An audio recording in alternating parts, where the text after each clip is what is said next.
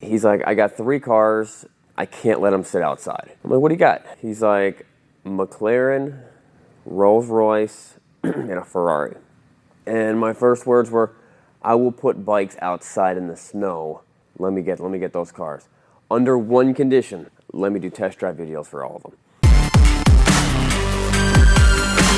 So I get a call from my buddy Jason. He's a car dealership, and he's the guy who let me test drive the 2018 one of 3 Champagne, wherever you say it, T-Rex, which is the 3-wheel vehicle with the BMW K1600 motor in it. He also let me drive the Z06 Corvette 2015. A bunch of other cool stuff. He always has a Ferrari or something cool laying around.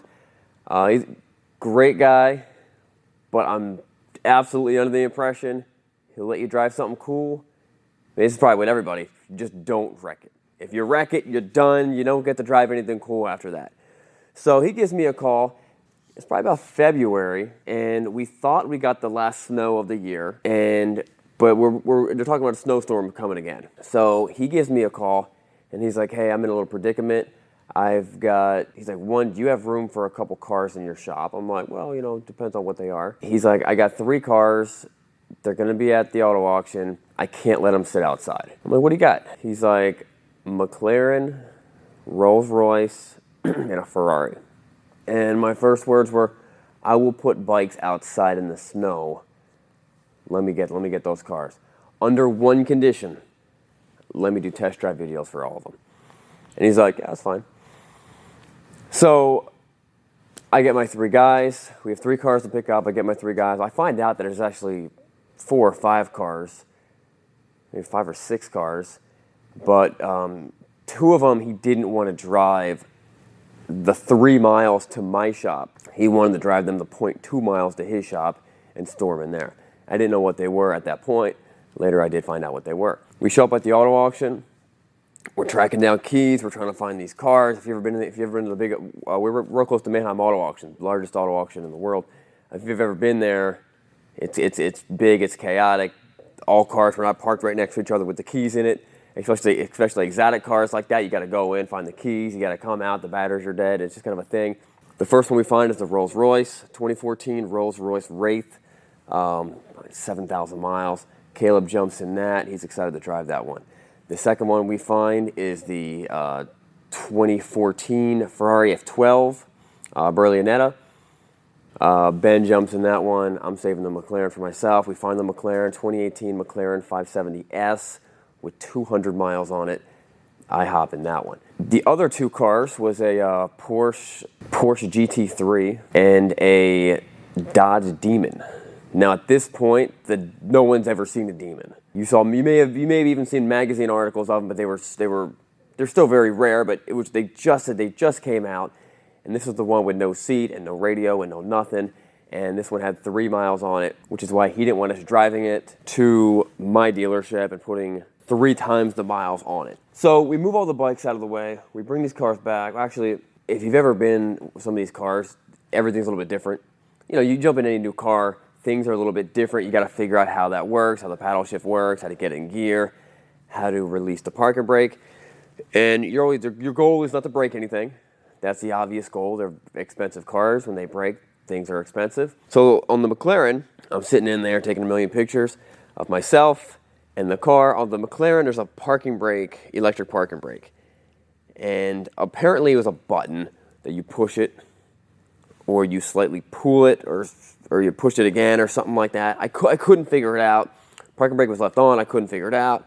So I'm like, okay, do I pull it? And I'm lightly, gently, crap, pulls it off. It just, the button, the knob just pops off. It falls on the floor. I pick it up. I'm like, I broke it.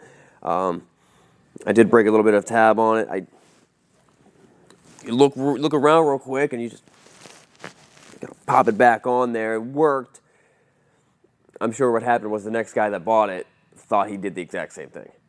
It's possible that the guy before me did the same thing, and that's what happened to me. I don't know. It came off really, really easily. I'm not that strong. I am very strong, but not that strong. So we drive these things back. It is cold. It's starting to snow. which is a great recipe for a couple supercars. We do get them back, we do park them in here, and I spend the next week, it actually didn't snow, and nothing ever happened.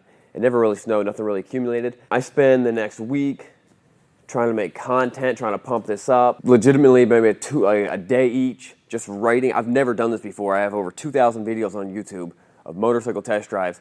I've never actually wrote content for these test drives before. So I'm writing content, I'm writing a script, I'm gonna go buy something, I'm gonna give people some good information, I'm gonna make a great video, it's gonna get tons of views. I make the one for the Rolls Royce, I make the one for the McLaren, and then I make the one for the Ferrari. I think I did the Ferrari second and the McLaren third. I'm thinking these videos are just gonna blow up, they're gonna do huge. I even sent them out to get my friend to edit them because it took me like 8 hours to edit the one video, it was horrible.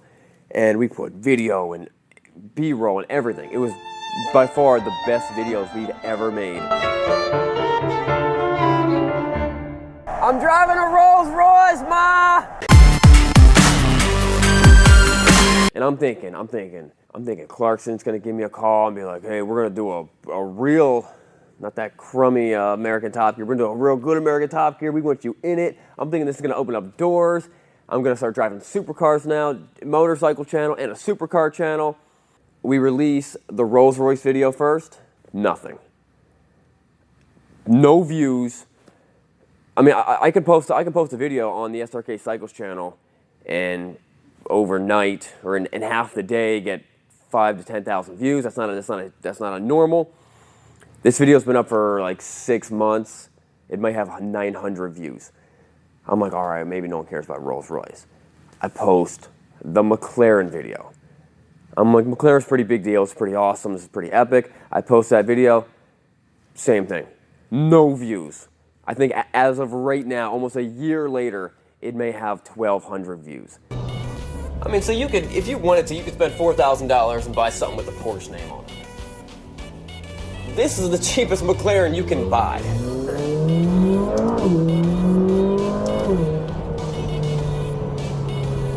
Yeah, this is the absolute cheapest McLaren you can buy, and it's 250 grand. Now you could get like an older.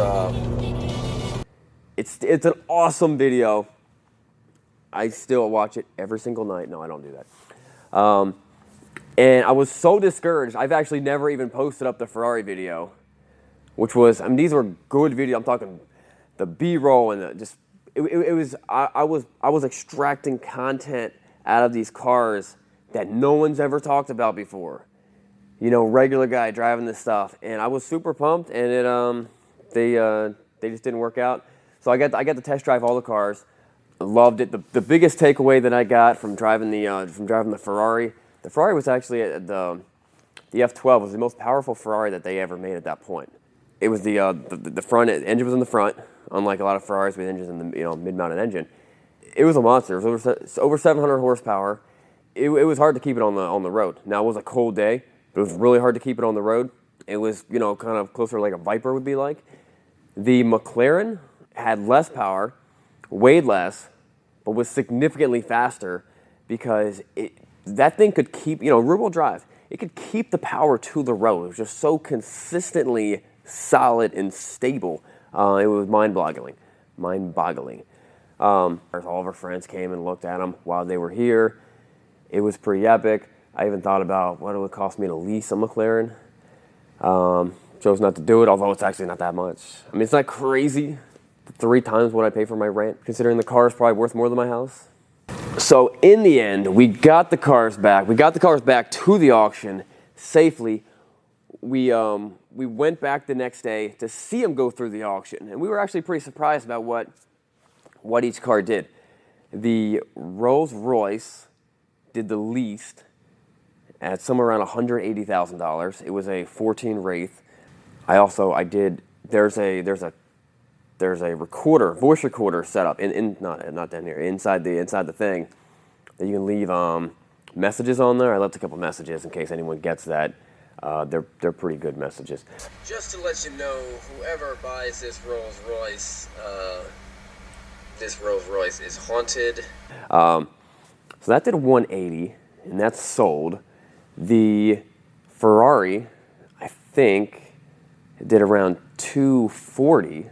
which we had no idea was going to do that much. That sold too. The McLaren, which I thought was going to do around 180, did around 218, and they wanted like, or 220, and they wanted like 230 for it. That was fun. We got to test drive some really cool cars. I still would like to start a car channel where I just test drive supercars and do all that stuff, because I do love cars. I'm a big car guy, and maybe that'll come back, and that'll be my end to the car scene. All right, guys, don't forget to subscribe. We will see you next week. We're in the next week's video. Either we're working on the CB77 or the bike that Caleb got ran over by a dump truck, or, and no one knows about this, but there was actually a fairly large motorcycle mechanics school that closed down, and the auction for everything inside of it is today. So that might be part of the next video. We'll see you guys later. Do not forget to subscribe.